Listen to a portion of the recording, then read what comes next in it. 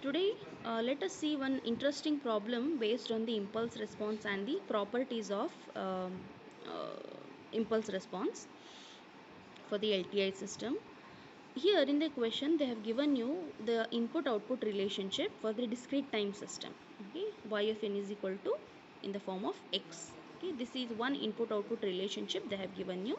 You need to find the impulse response. Till now, what we used to do in the convolution, um, to find the output, they will be giving you the input signal and the h of n. X of n and h of n will be given to you. You need to find the y of n. But here some tricky question is there. Here they have given you the relationship. Okay, based on this, you need to try to modify this equation, try to work on this equation so that you will get h of n from this. That is the first part. And second, as usual, based on certain conditions of that impulse response, you will find whether the system is stable and causal or not. Okay, first let us start with the impulse response. Okay, this is the given equation, input output relationship. In order to modify this equation, what we will do is we will make use of some properties of impulse signal. Okay, what are those properties? Let's see. I have listed here few properties of impulse signal, out of which the first property says whenever any signal is convolved with the impulse signal, you will get the same signal back. This property especially we are going to use, and remaining two important properties I have listed here. Okay, whenever you convolve any signal with some shifted version, you will get the shifted version of that signal. So obviously these two properties are important for us in this problem. What we will do is, based on this concept, in your input output relationship, if you observe, the right hand side has got x term with some shiftings. Okay, plus 1 minus 1 minus 2. So what we will do, we will make use of this property. We will try to represent that x on the right hand side in terms of convolution, and also since some shifted version is also there, we will make use of this property also. Fine. So let us start. What is the first term? It is x of n plus 1. How to get x of n plus 1? If you just observe the second term, some shifting is there. If you want x of n plus 1, what you need to do? We need to convolve the original signal with the delta of that particular shift. It is generally n minus n naught. If it is n plus 1, this delta will also become n plus 1. So what will be the first term? In order to get this equation, we need to use x of n convolved with delta of n plus 1. So this is the first point. This is the first value. Then plus 5, plus 5. How to get x of n? How to get x of n? X of n convolved with simple delta of n. We will get x of n. X of n convolved with delta of n. What has been done here is one step has been skipped here, and directly x of n convolution is written as a common term. In one more step you can write it here individual terms. Okay, no issues. Here they have taken x of n convolution common. If you just apply it, what it will become? X of n convolved with delta of n. That is your second term. Then third term, minus 7, minus 7. How to get x of n minus 1? According to this property, how to get x of n minus 1? X of n should be convolved with delta of n minus 1. So that will be your signal.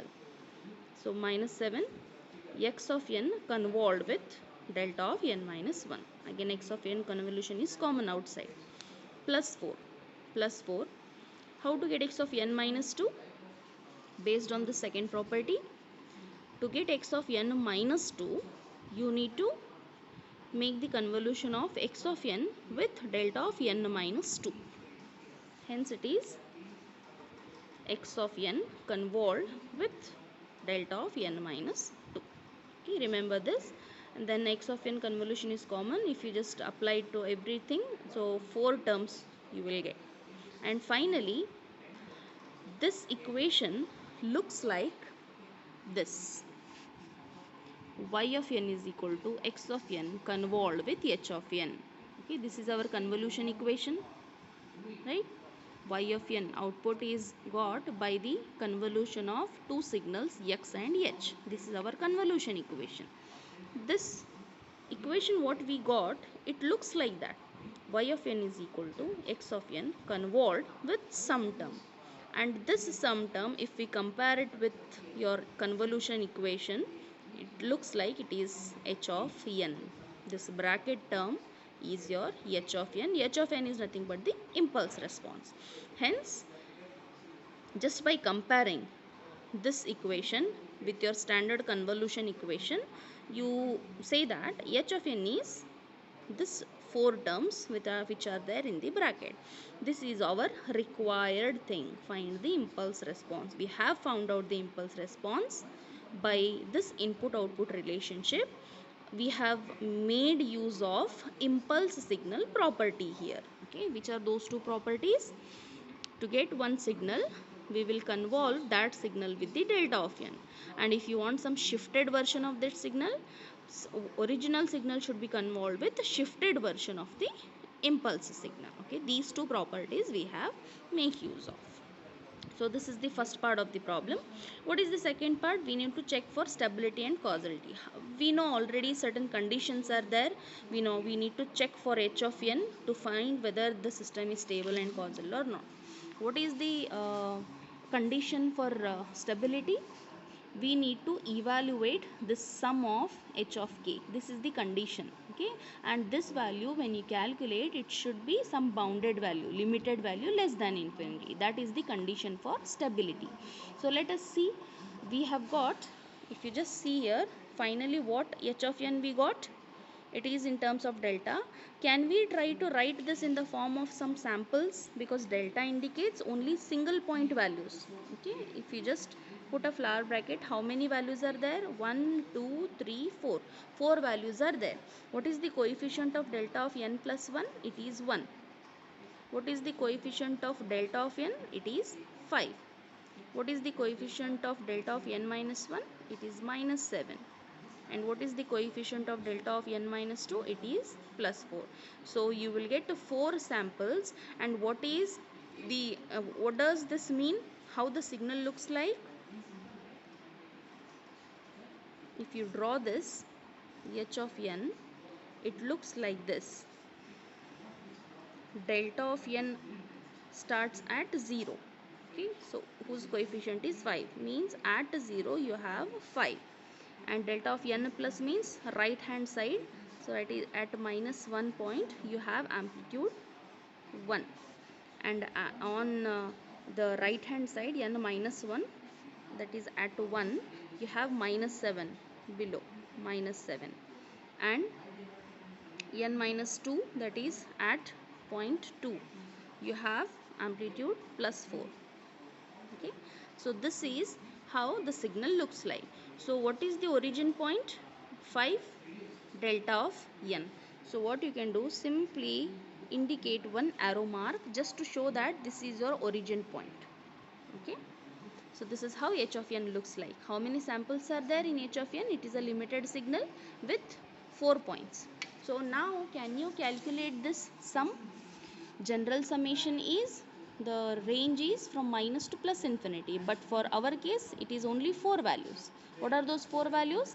1, 5, minus 7 and 4. Since it is the modulus value, just ignore this minus, simply add those terms. You will get some bounded value, limited value, which is less than infinity.